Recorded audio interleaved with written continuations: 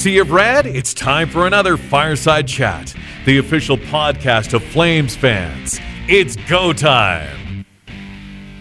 We're back after our Christmas break. Welcome back, everyone. We hope you had a happy holiday. As always, I'm Dan alongside Matt. Matt, how was your holiday?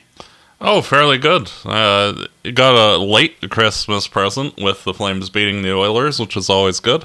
We got a disappointment before Christmas and then a good gift afterwards. Exactly. It was it's unusual to have two games against the Oilers, and it was a mixed emotion, but let's go all the way back to the San Jose game, and let's start there, shall we? Yes. Second game of the dad's trip. As we know, they started in L.A., they went on the dad's trip, they had a couple days off, and then took on the San Jose Sharks. And as usual, Celebrini looked like Celebrini, got 4 points as the Sharks defeated the Flames for their third straight win, a 6-3 Sharks win in this one. Calgary had Dustin Wolf in net and got their goals from Coleman, Lomberg, and Kadri. What were your thoughts on this one?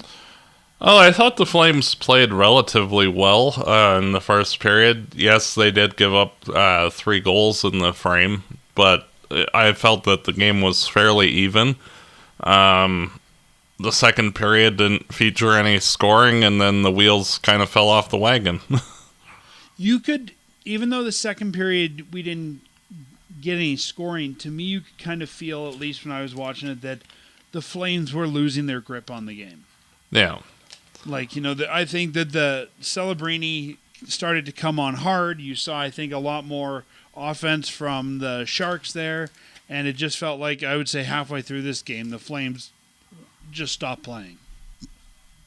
Yeah, and then when Celebrini made it 4-2, like 2.5 minutes into the third, like you could pretty much tell, okay, game's over. I was surprised the Flames left Wolf in for 6 goals. Well, 5 in the empty netter, but yeah, the whole game, like especially with the dads there, I kind of expected, you know, after that 4th goal, you would have switched goalies and let the other dad see his kid in.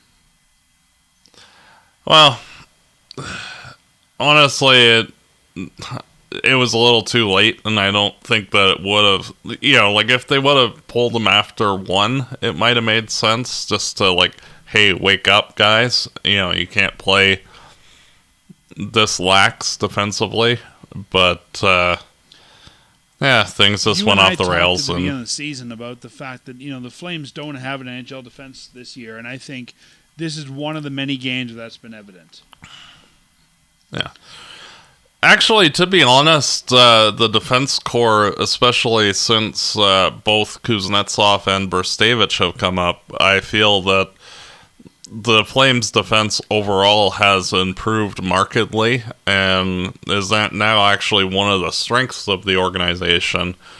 It's just still, like, you can't really do much if your defense and goaltending are pulling all the weight and the forwards are doing absolutely nothing. I don't know if I'd say it's a strength yet, but I definitely think that the young guys have added some energy to it, and I think that it's, in a lot of cases, better than I think it should be. But I would say still a challenge for them, and will, especially if Andersson's not in it, will be a big challenge.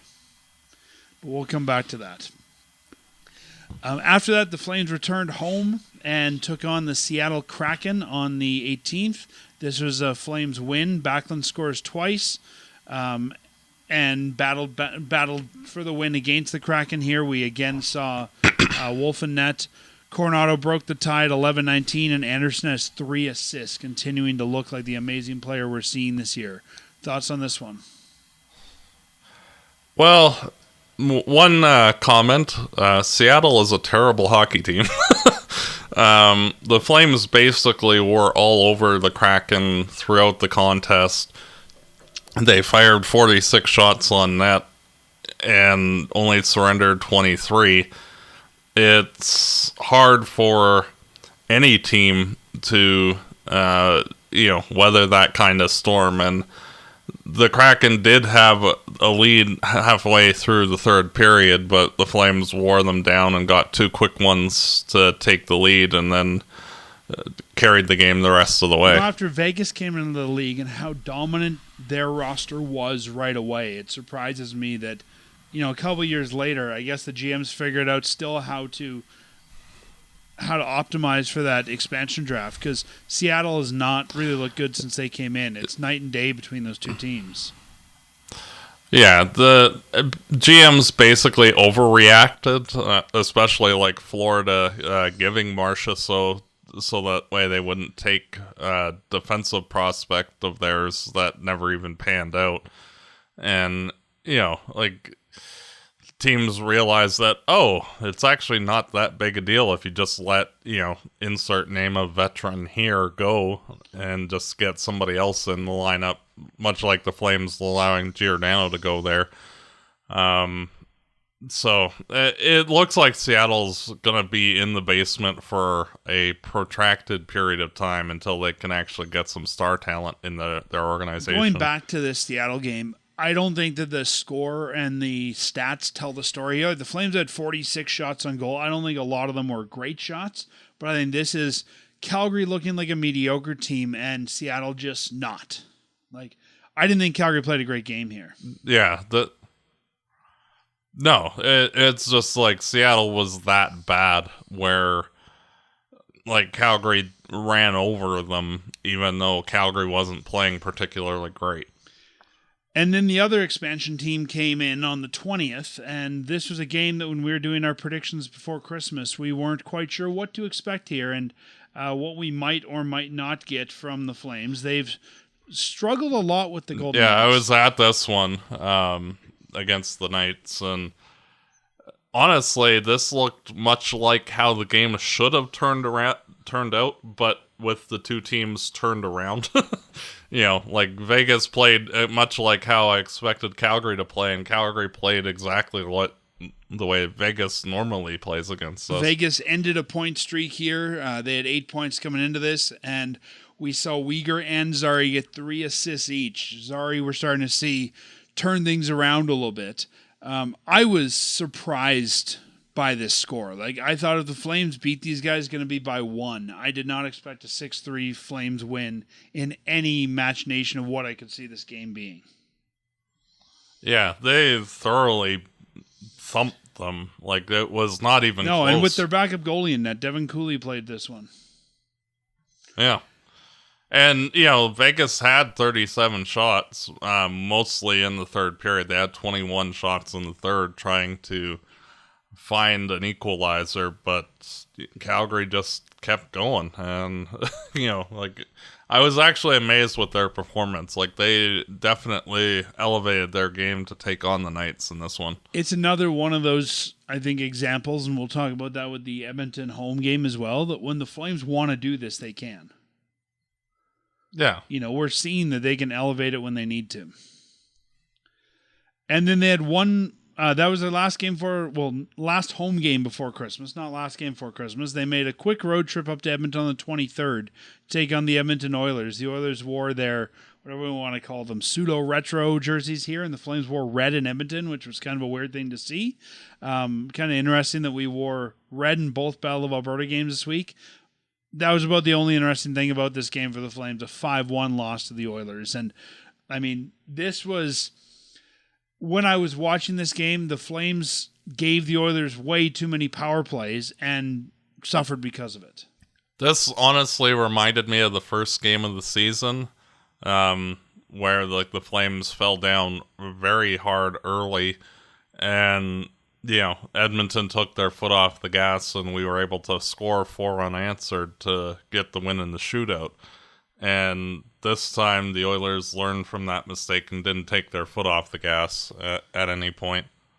Yeah, and I don't even know that the Oilers played a great game. I think the Flames just gave them way too many man advantages. Yeah, well, when you're outshot 39-19 in a game and only muster 3 shots in the third period, you're not having a good game at all. No, it was a rotten game for the Flames. They were already in vacation mode, it seems. Yeah. I was watching this, and I was very, very frustrated by what I was seeing as a Flames fan. Yeah, it was one of those where I wouldn't blame anybody if they turned it off after the 4-1 goal. Yeah, I don't know how else to say it, but I was frustrated. Yeah. Yeah, it was not a good game by any stretch of the imagination. And I think one that we've said this about a few games, one that I think we will make sure that, after this season, we don't commit to the memory banks. This is one that you just want to move on from and see what comes next. And we were able to do that. The Flames took their Christmas break, 24th, 25th, 26th, and then on the 27th had a late game where they were taking on the Oilers again, this time in Calgary, and the Flames figured out how to solve the Oilers. Connor Ingram in net for the Oilers in both, Dustin Wolf in net for the Flames for both, and the Flames managed to win 3-2 in the second game. What a turnaround. Like, the Flames came out in this one looking like they wanted to play. They had passion. There was some energy there. We even saw during warm-ups. I mean, there was already some trash talking there. These two teams were ready to go, and this was a great, fun game to watch. Yeah, and Adam Klapka had probably his best game of the season, I feel. He was very noticeable throughout the game. This is a guy who's been all up and down the lineup. We've seen him play on line 4, line 1. Like, Klapka has been, I think, quite a surprise for what he's been able to bring to the Flames this year. And for a guy who played in the AHL most of last year, I have no doubt that he's a full-time NHLer now. Oh, yeah. And it was also nice to see Lomberg getting his second goal in a week with a nice steal or a boneheaded pass by the Oilers defenseman. He has 2 goals this season, both coming within the week. Yeah. Actually, it was number 3, so. Wasn't his first... Oh, yeah. Yes, yep. I think his first goal was this week. Let me go back here. I had all the stats up, but I think his first goal was one of the ones this week. Anyway, I'll look it up and see. He also was a great interview on Hockey Night in Canada. That was, if you got to see the Lomberg interview there, he's such a fun guy. He's such a personable guy. I can't remember the last time we had a guy like that on our team who, well, I guess I should say I can't remember the last time we didn't like the enforcer. Like, the enforcers tend to have so much personality. Yeah, and honestly, Lomberg, like, even amongst the enforcer type guys, like, has a lot more personality than most. Like, he does, yeah. I can't remember the last time we... Honestly, I can't remember the last time we had an enforcer on our team who we didn't like. Yeah. Like, honestly, like, for the amount of personality, I think you have to go all the way back to, like, Rocky Thompson back in the 90s for somebody like that boisterous during games. Yeah, I mean, even Thompson wasn't here that long. I'd even say a guy like Tim Hunter. I mean, McCarthy was not much of a personality. McGrattan, maybe. Yeah. McGrattan, he did his salute thing the fans loved. And yeah, I don't know. Lomberg's just a good guy to have around. He seems like he's having fun every night. Mm-hmm. So, great game. This was Dustin Wolf's 100th NHL game, which, again, I think is a great thing for us to call out. For a guy who was drafted in the 7th round, 4th last pick in the draft, to now have 100 games, and he's not even 25 yet. Like, this shows, I think, a great example of the Flames and their drafting. Mm-hmm. I agree. Right? Like, to find him, to make him what he's been for the Flames, this is something that they need to celebrate, is this find in the 7th round. Oh, yeah. And you'll be here for a long time now. Yeah. Well, and finding goalies, like, that's why, like, for years and years through our podcast, I'd say throw a late draft pick at a goalie, because you'll eventually hit the mark with one of them. And with Wolf, they hit it dead center bullseye. And, he looks like one of the league's best goalies upcoming. And, he might even make the Olympic team, possibly, with the Americans. So it makes a lot of wasted picks, like Mason McDonald, who was like a 2nd round goalie pick, not seem as bad now. I mean, Nobody's really turned out for this team in a long time. Yeah, you have to go all the way back to Mike Vernon and Trevor Kidd for Flames draft picks that actually turned into NHL goalies full time. Yeah, and even since Kipper, they didn't draft. I mean, we really haven't had the guy. So good for them for finding him so late in the draft. So after this week now, the Calgary Flames played 38 games, so almost to the halfway point. They have 36 points in the season, 16 wins, 18 losses, 4 overtime losses, and they are currently 7th in the Western Conference wildcard. The only teams below them, Winnipeg, Chicago, and Vancouver. Winnipeg and Chicago both have 34 points, Vancouver 33 points. The last wildcard spot held by the San Jose Sharks at 39 points. So sort of like we talked about previously, the Flames are just as close to the wild card as they are the bottom. Yep, 3 points out of a playoff spot, 3 points up from being the last place team in the NHL. And, I mean, even looking at where the Flames are at 36, the best team in the Pacific is only 45 points. This is not a really strong year for... Yeah. And normally I'd be a little bit more optimistic about the Flames' chances, but out of all the teams in the NHL, the schedule for the Flames is the hardest by a country mile. So, they only have, 9 games remaining against teams that are, not playoff teams.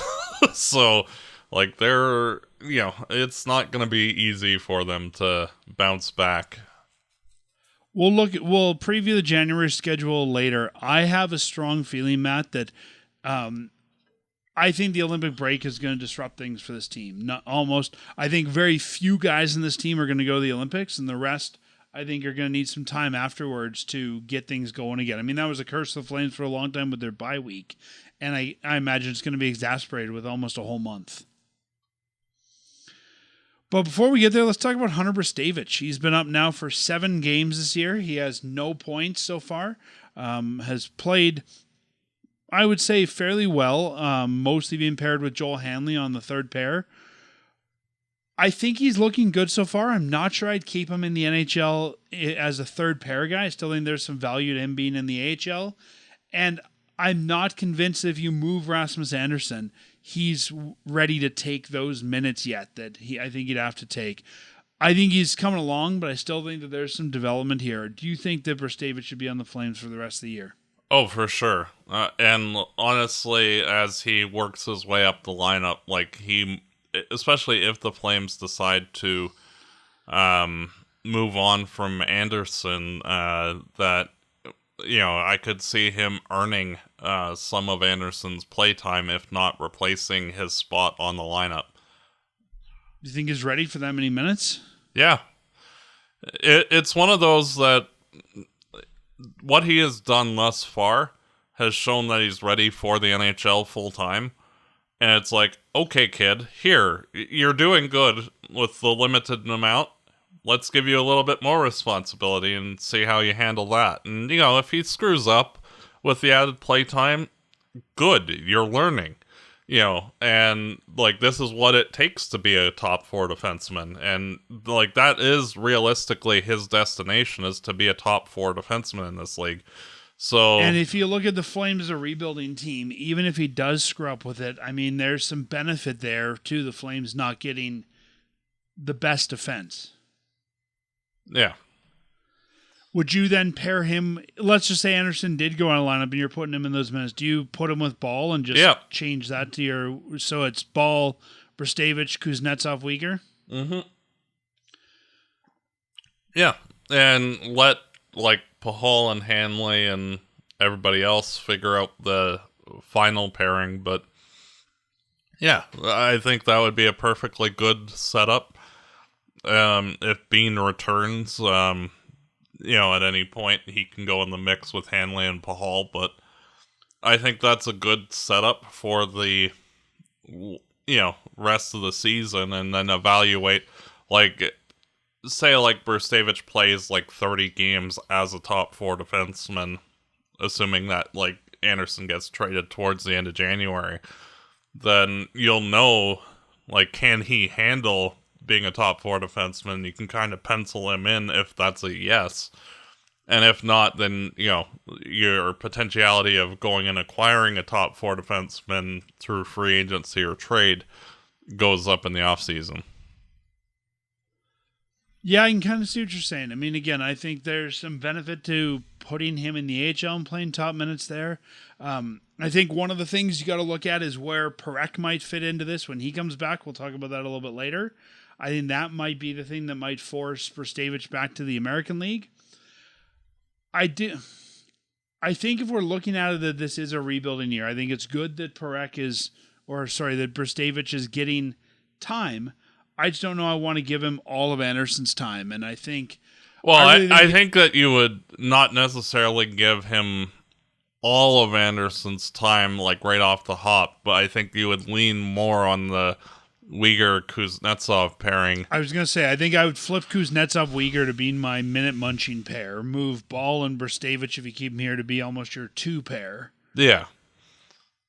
Yeah, because honestly, Kuznetsov, like, he looks like he's been here for, like, 5 years already as, like, the defensive guy on a, top 4 pairing, even though he's only a couple weeks ahead of Brzustewicz in his NHL career. So, it's one of those things that both of those guys have been remarkable once given the opportunity, and that's why, like, I'm personally excited to see some veterans getting moved on so you can start to see guys like Cairns and Stromgren and, Hanzik when he gets back, like, those guys getting more of an opportunity to show if they can actually be like top 9 forwards in the NHL.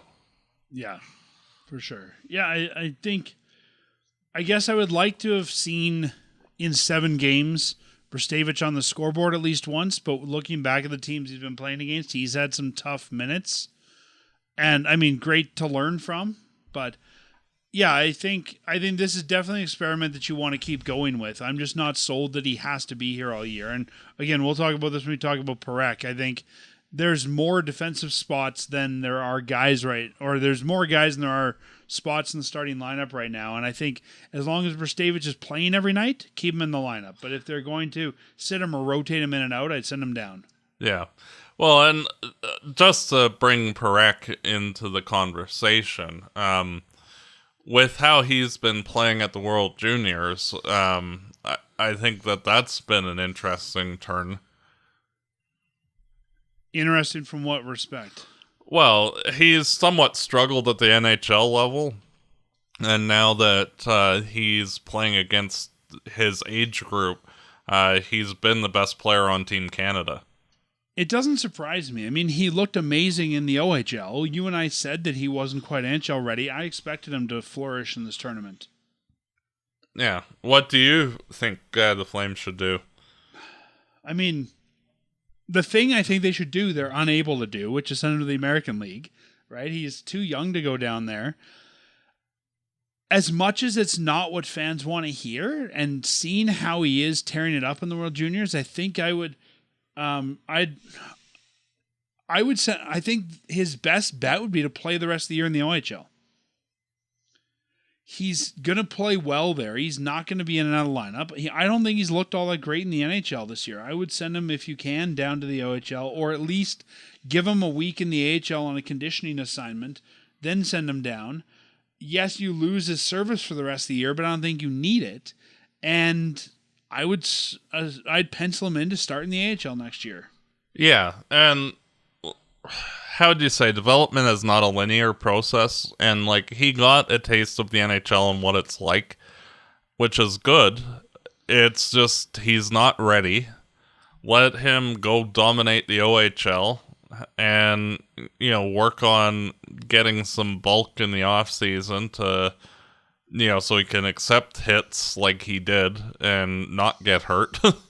And, figure out the defensive side of the game a little bit more with the Wranglers next year. And the last thing I want to see is this team, like, kind of Sam Bennett him, where they rush him to the NHL when he's not ready. Yeah, I agree. And then, like, he stalls his development because, he's just physically not ready yet.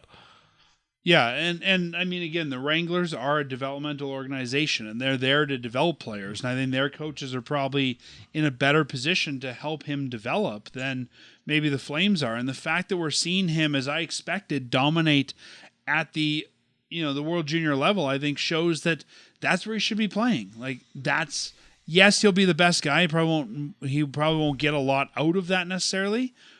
But I think it'll get him playing regularly, where I think if he's in the NHL, you'll be playing him sparingly. Yeah, he'll be getting like 10, 12 minutes a night, which was fine at the beginning of the year. to, like, this is how far you have to come in order to be good at this level, which is good to know for his development, but, like, for the rest of the season, it would be best for him, I feel, just to get sent back to the OHL, have some fun, try to win a Memorial Cup, and then, figure it out next year, in preseason, whether he gets to remain in the NHL or if he's needing some time in the A. We've talked about in the past the benefit of being the big dog or the big fish in a small pond. And I think right now that's where I would want to send Parekh. I think his confidence probably isn't where he wanted to be after what we've seen, and I'm not sure that putting him in there, especially as we move, into the second half of the season where the Flames probably aren't going to look as good. He's not going to have as much run support. If, we move Andersson, if we move one of the veteran forwards, that sort of thing. Like I don't see the benefits to him of keeping him in the NHL. He's done it. He's tried it. We know it's not working out. Like you said, I don't want them to force it. And I don't want this to be a Sam Bennett situation where we're just putting him in there for the sake of, well, he's our top player, so he should be in there. Yeah, and we saw with Bennett where, if he was given time to fill out his frame, like, he's not an overly heavy player, but, just getting from, the kid frame to the adult frame makes a difference, and you fill out even if your weight doesn't go up very much. And, like, we've seen that, like, certain guys just need that time just to physically mature. It's not a, like, talent level issue. It's just their bodies aren't physically ready yet. And, like, Parekh getting hurt on that hit that he did, like, that was really a mostly nothing hit. Like, it was a solid hit, but, like, an NHL, like, a man should not be getting hurt from that type of a hit. No. And, he's just not physically there yet. And that's fine. But, for his sake, like, just allowing his body that extra time to develop will do him nothing but good things in a year or 2 years from now when he can start to do those fun offensive things, and not have to worry about getting hurt just by getting hit. Yeah, and I think as fans, we want to, we always think about our number one pick getting to the NHL right away and being able to see them. And I think if we look at last year in the first round, I think Gridden has a very good shot at making the NHL next year. So if one of them's in the NHL and one's in the AHL, I still think you're seeing progression there, right? I think we all thought Gridden would take a lot longer to even get where he's at right now, considering what we saw from him. So yeah, I think that will even out in the end. But I think if you're rebuilding the way this team needs to, you can't rush him. You've got to let Zayne develop at his own pace. Well, and it's just like last year, like, we could have seen Brzustewicz up, earlier in the season, but they let him stay in the AHL, even though he was dominating down there, until the last day of the season. And, even this year, like, they could have allowed him to start the year in the NHL, but again, let him kick some butt in the A and develop until now he's looking like a potential top 4 defenseman for the long term. And is looking to push his way up the lineup 6 games in. That's a big feat, and that was because he was given that extra time to mature. And, like, defensemen don't usually start getting good until they're 23, 24, and Parekh's only 19, so it's not, fair to him to, expect, him to be amazing right off the hop. Yeah, no, we need to let him develop, and that might be frustrating for Flames fans to, not see him right away in a Flames jersey, but that's what you got to do. But a guy who is developing really well, the Flames 2025 number 1 round pick, number 18 overall, Cole Reshny, who's also playing for Canada in the World Juniors.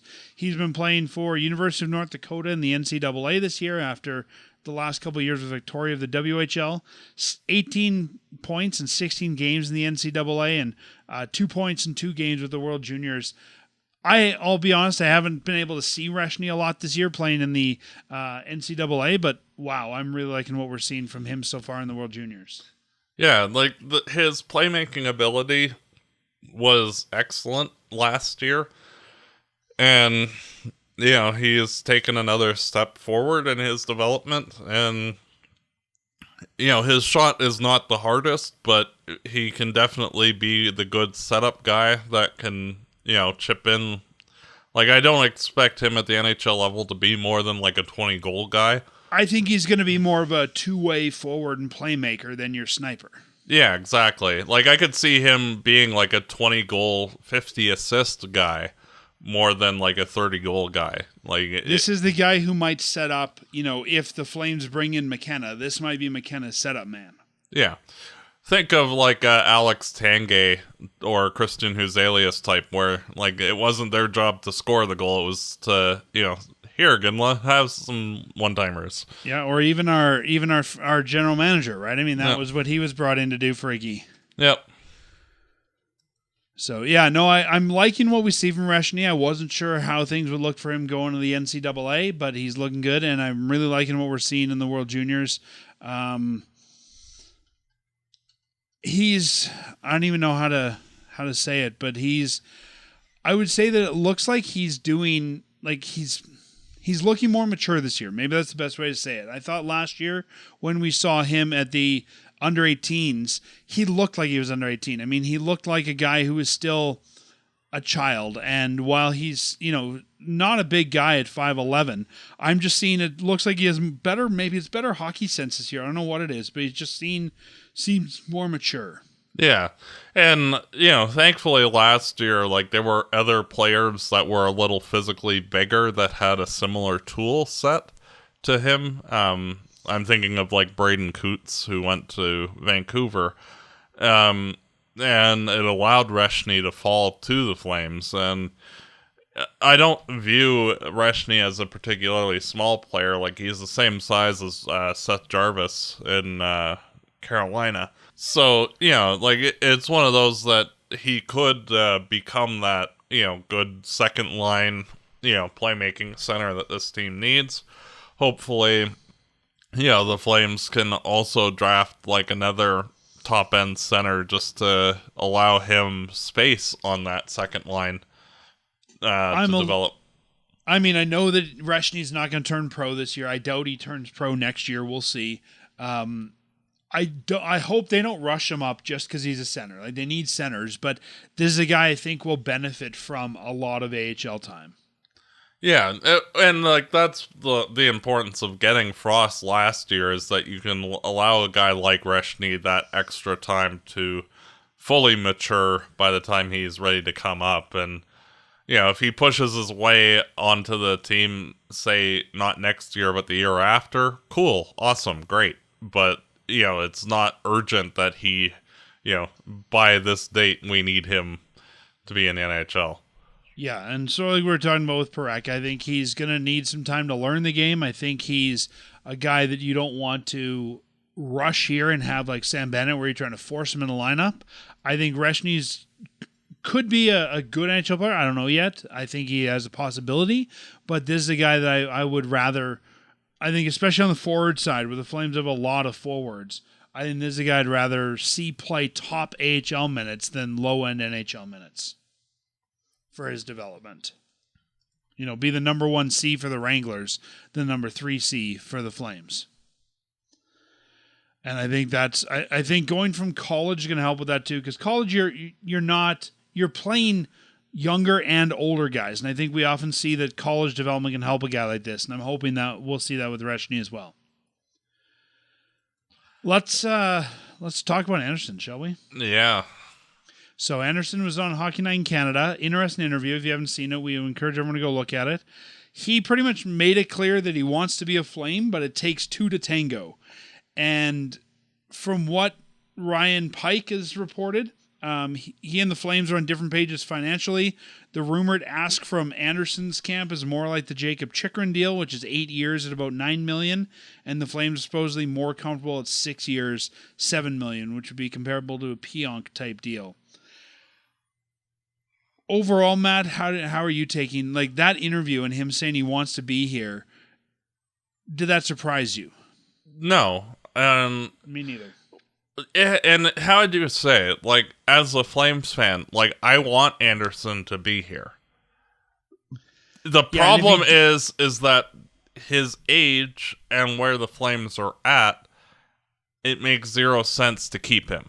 And especially when you have Parekh and Brzustewicz in the stable already that are basically coming for his spot on the lineup. Like, it's unfortunate because, like, he is such a good player, but the Flames already have two guys that are more or less NHL ready. Parekh could play, you know, as much as, like, we're saying to be patient and wait next year. I think, though, even if you're going to take him out of lineup, Parekh's not the guy I'd put in. I'd try some of the other guys. I mean, I'd try a guy like Poirier there, and I think you'll find enough relief support for this year.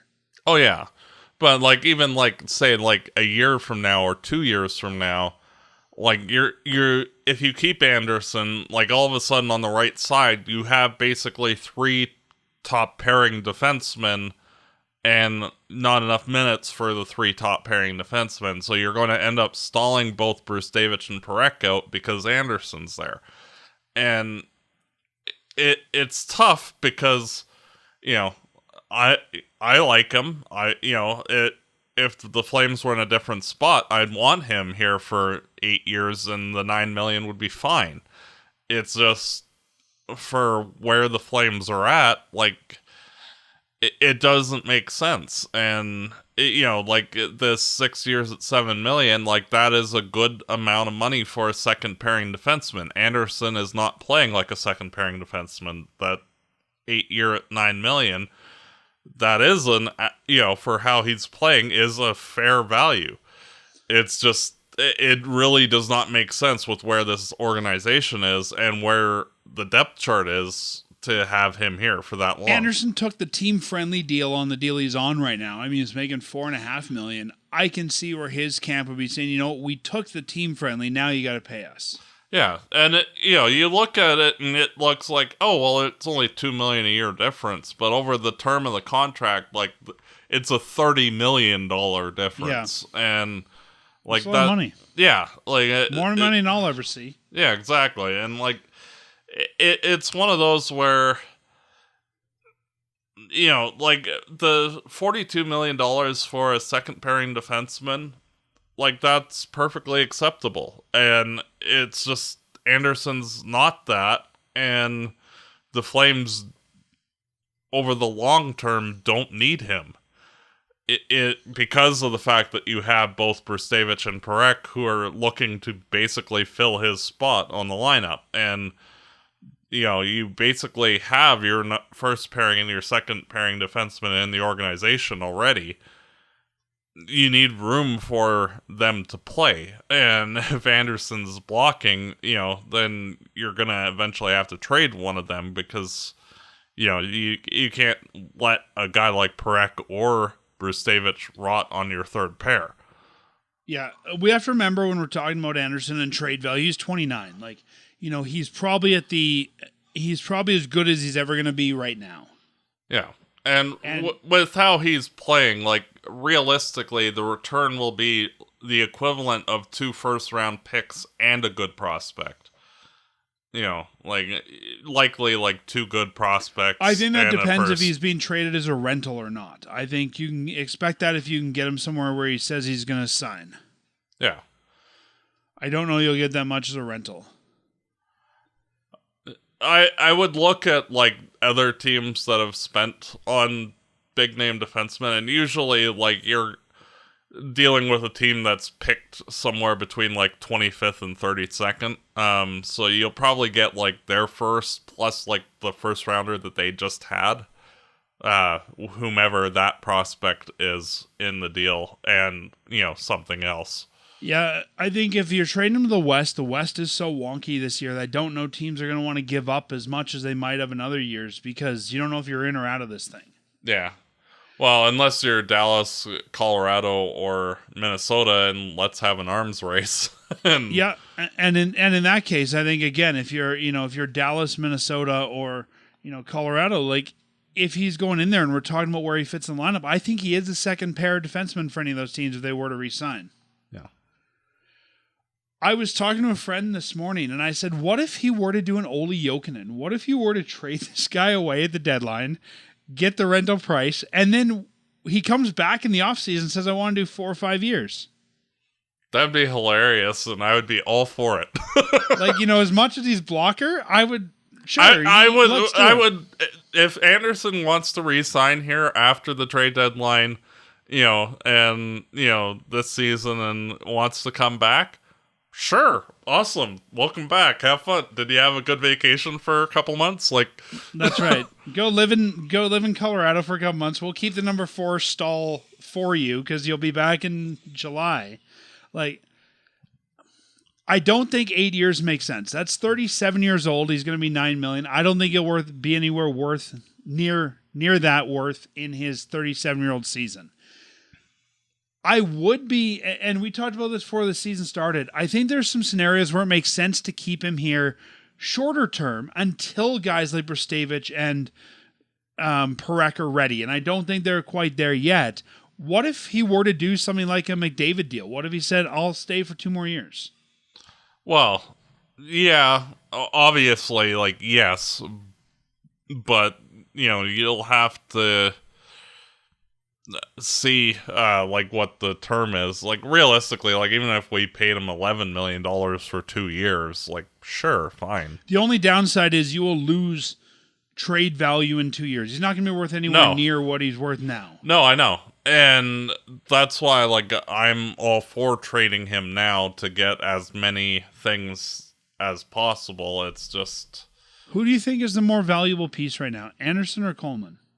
Andersson, easily. I think Andersson is worth what Kadri and Coleman are combined. I think that Anderson's going to have to... I think it'll be similar to the Hanifin deal where he's going to have to agree to sign somewhere before they'll make a big trade. I don't know who he wants to go to. He wants to be here. I think that's probably going to be the holdup on the deal. But, yeah, I wouldn't do 8 years. I mean, I like Andersson. I think there's still a place for him on the Flames blue line, but you've got to balance the value there. And Craig Conroy's shown us he's okay to make those moves. I mean, he did it last year. He's okay to make the moves to bring the veterans out. He did the year before. He needs... Yeah, I think Andersson, my heart says in 2026, Andersson will not be a Flame by the deadline. I don't know where he goes. I just think it'd be hilarious if he comes back in the offseason. Yeah. Pull the Olli Jokinen move. And as long as he doesn't go to Edmonton or, Vancouver, I'm okay with wherever he goes. It'll definitely be the end of an era. I mean, you and I talked at one point. We thought this guy could be the next Flames captain. Yeah. Oh, and if the Flames situation was different, say we were where the LA Kings are right now. Yeah, if they were competing, you would need to re-sign it. Yeah. You'd give him you'd find a way to make $9 million work for 8 seasons.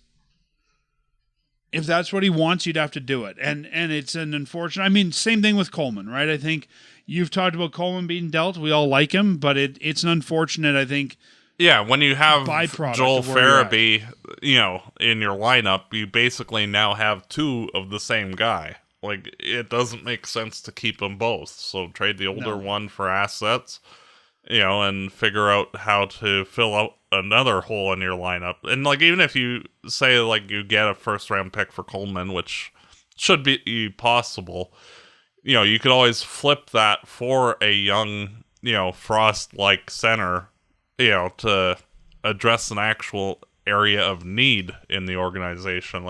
Just because you're getting young assets doesn't mean that you necessarily keep them. You can always flip them for another asset, at the trade or at the draft, where some teams are willing to move off of insert name of center here. I'm really curious to see if these are the 2 kind of numbers that are being bandied back and forth, what Andersson we get on the open market. Because if he wants to go to a contender, and I look at the contenders that have been rumored, I think he's a second pair guy on most of those contending teams. Yeah. I don't know that they're going to throw the $9 million at him. I think that's, you're going to be on a bad team like the Flames or something like that. Well, it also depends on the tax structure. Because, if hypothetically, like, he got dealt to the Panthers just for ease of use. Like, that's like a, good tax rate where, like, getting $8 million a year is more like getting, like, $10 million in Toronto, say. So, Yeah. Like, it might be tactical like that where he'll go to a team where, the tax structure is a little bit better. So even though the cap hit's not as high, the cash in pocket will be. Yeah, I guess we'll wait and see what happens. But I just thought it was an interesting interview. I mean, he said coming into the season that he wanted to be a Flame, so nothing's changed there. And I think if he didn't want to be a Flame, he wouldn't be a Flame right now. Like, if he said to Conroy, I want out of here, he would be out of here by now. Yeah. And realistically, the team that I feel makes the most sense out of any of the teams is actually the Detroit Red Wings. Just because of the fact that they could use defensive help. They're actually first in the East right at the moment, and they have a huge prospect pool where, they have lots of shiny things that the Flames could use. Yeah, and I mean, their defense needs some help for sure. But I think if I'm Detroit and I'm giving up those prospects, I want Andersson signed. Oh, yeah. I don't think Detroit takes him as a rental. I think Dallas takes him as a rental. I think Detroit takes him if he'll go long term. Mm-hmm. Yeah, it'd be interesting to see. I could see the Flames wanting, like you said, there's a lot of interesting prospects there. I could see the Flames wanting even a defenseman back in that case. Yeah. An NHL defenseman. They've got some interesting pieces. Yeah. Axel Sandin Pelka or whatever. Like, that would be an interesting young guy to get in return. Yeah, I think even Jacob Bernard Docker would be worth looking at. Yeah.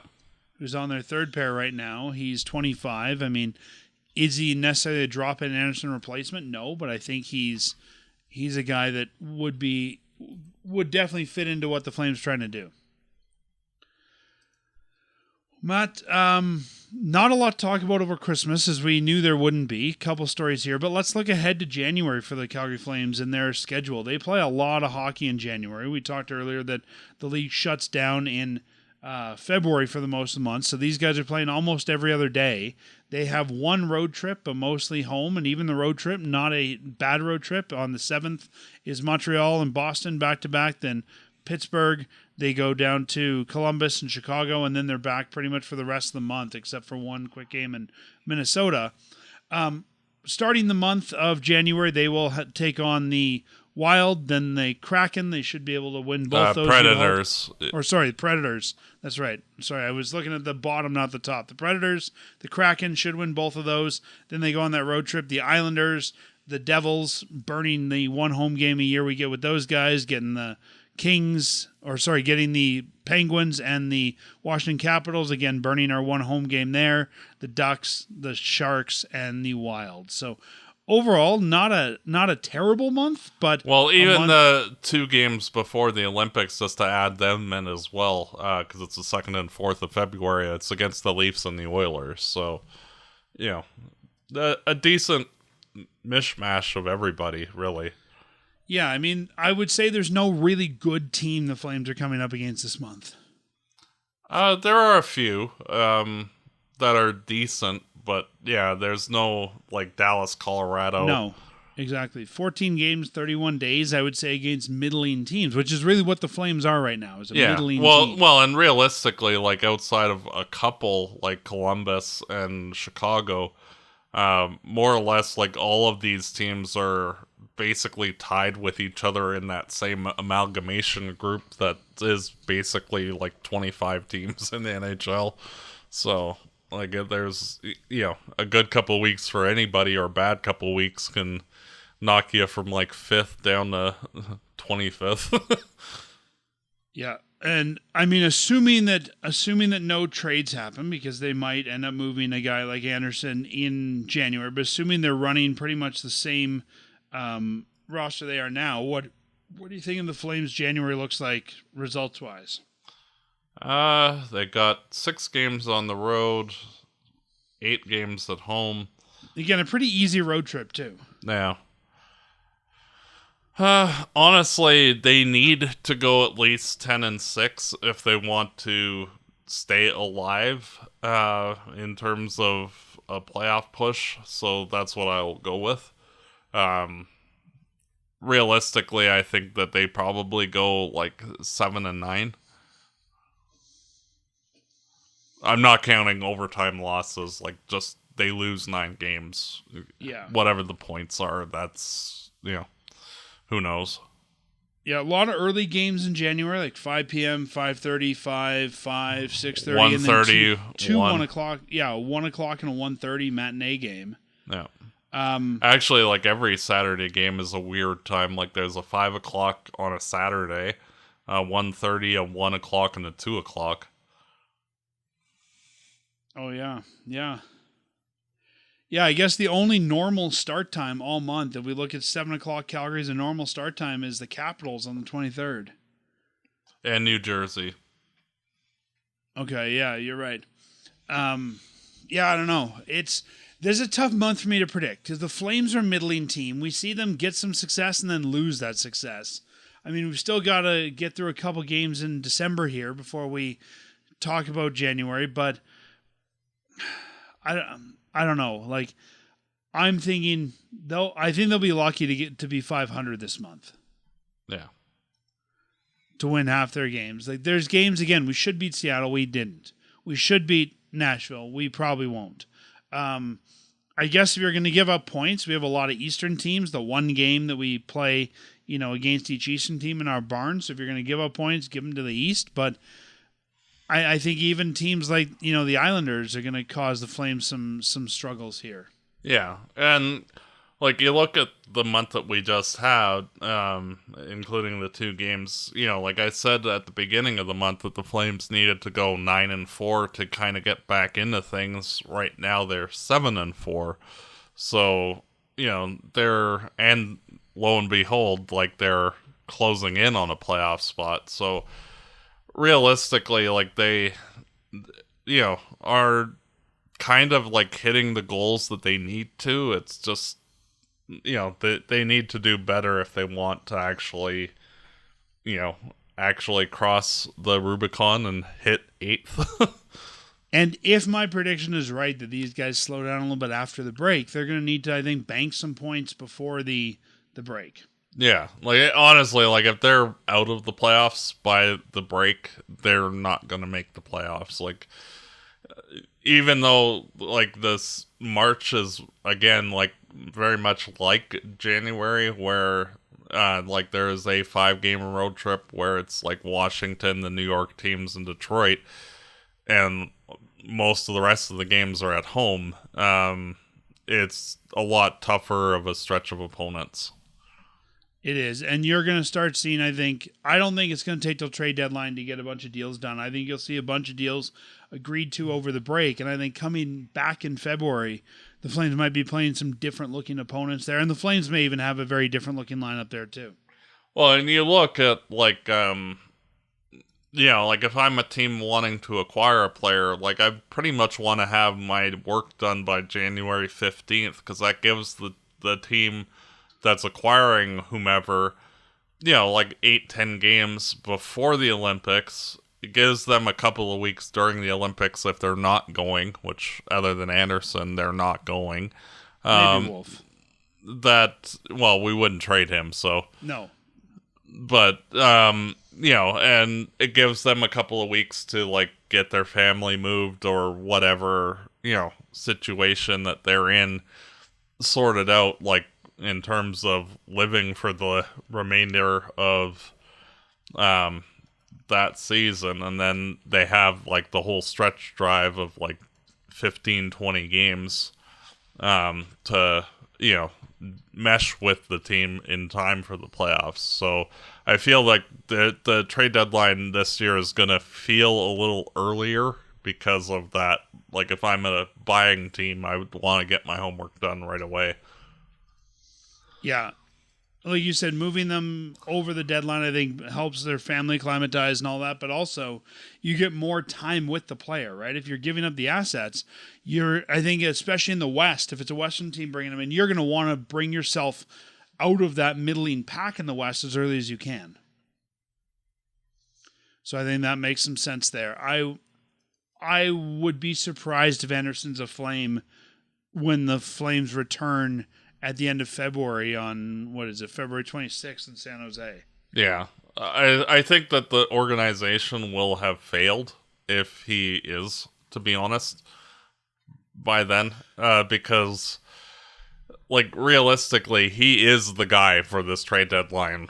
You know, he is the number one trade asset of any team. Especially as we talked about with Kevin, with the best defenseman in Hughes off the board, I think he's the next best. Yeah. And, there is no forward that is anywhere near as good as Andersson. So, he is literally the guy that will be, I'm sure if we look it up, I'm sure there's a trade freeze during the Olympics. You don't get traded while you're over there. So the deal will have to be done right before, or I think you'll see a bunch of paperwork done, queued up, and a bunch of trades announced in that week following. Mm-hmm. Because, that would suck if you're over in Italy and being told, hey, you're, or I guess Sweden or wherever it is here. Italy, you're right. Yeah. Okay. I thought it was Italy. And then, hey, when you get back, don't fly back to Calgary. Well, and speaking as Italian, you can tell it's in Italy because they're still not finished with the building and probably won't right until the puck See, that's drop. why I thought Sweden, because I thought like IKEA, right? They're trying to make the building and someone didn't read the instructions correctly. Yeah. Well, they didn't read the instructions and the rink is smaller, so... Yeah, and I can give other Italians a little bit of a hard time. Italy had the Olympics not too long ago. They should know how to do this by now. Yeah, no. Let's look at the week that's coming up for the Flames here. We made some predictions before Christmas. I predicted the Flames would beat San Jose in both Edmonton games, lose to Vegas and Seattle. You thought they lose to San Jose and Vegas. And win Seattle, Edmonton. So we actually got the right amount of wins, just the wrong order. And we were too optimistic about the Battle of Alberta. Yep. This week coming up, the Flames play tonight as we record this against Boston.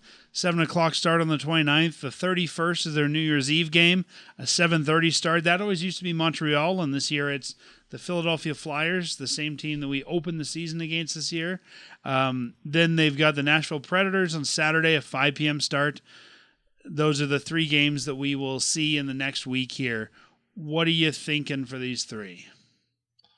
I think they're going to lose tonight to Boston. I think they're going to lose to Philadelphia, and I think they're going to beat Nashville. So you think they lose Boston and Philly? Really? Philly. Okay. I'm hoping that Frost and Farabee light it up. Yeah, same here. The Boston one, I think they'll lose for sure. The other two, I'm not too sold on yet. I've been going back and forth on this. They should beat Nashville. I don't think they're going to beat Nashville, sadly. Yeah. I don't know why. It's just that this team is really streaky this year. So I'm going to say that they beat Philly and lose to Boston and Nashville. I know that's not probably the best prediction as a Flames fan, but that's what my gut's telling me. Do you think that we see number one in net at all? Probably the Flyers game. That makes some sense, yeah. I think the Flyers would make sense. I could even see the Nashville game. Yeah, I think it'll be one or the other. I just figure that, putting it in the middle of everything makes a little bit more sense just because there will be two more home games and then there's a back-to-back on the road. So, give Wolf the last two games and then, pick your poison for the back-to-back. Yeah, it makes a lot of sense to do it that way. I think after the Vegas game, you've definitely got to get Cooley in net again soon. Mm-hmm. I think the 31st being at home, the Flames are promoting that as a party, and I think there's going to be a lot of casual fans there who are going to expect to see Dustin Wolf. So I'm kind of expecting it'll be the Nashville game. Yeah, which it would also make sense with the back-to-back. You'd put Wolf against Montreal, and because you're playing Boston again so soon, that you'd put Cooley in that one. Yeah, show him a different look. And those are early starts. That's less than 24 hours between the games.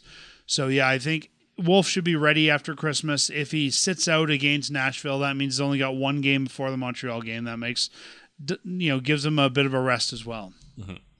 So that's my prediction is it'll be Wolf, Cooley this week. but I guess we'll find out. Matt, next week you and I will be back. It'll be the 41 game mark for the Flames, and we will look back at our season predictions that we made before things got started this year. Last year we did terrible. Yeah, I feel that we're going to do better this year because our expectations were not very high. We came in knowing the Flames would be bad this year. Last year we thought there was a glimmer of hope. Yeah. So I haven't looked at them. I was going to pull them up for the game today, but I didn't want to look at them. I wanted to be surprised. So we will see what happens next week when we look back at those. But if anyone wants to prep, go back through our Season 14 archives at firesidechat.ca, and you can find our preseason predictions game and see how we did. So you can find out before we know how well or what you need to write in and razz us about. Yeah. And there will be plenty. I'm sure there will There be. always is. I'm sure there will be. Matt, I think that wraps it up for this week. Enjoy your New Year and in New Year's Eve, whatever you got planned, and we'll talk to you in 2026. And as always, go Flames go. Fireside Chat is hosted by Dan Stevenson, co-hosted by Matt DeBorg. This episode produced and edited by Peter Marino. Fireside Chat is licensed under Creative Commons license. For full license details, visit firesidechat.ca.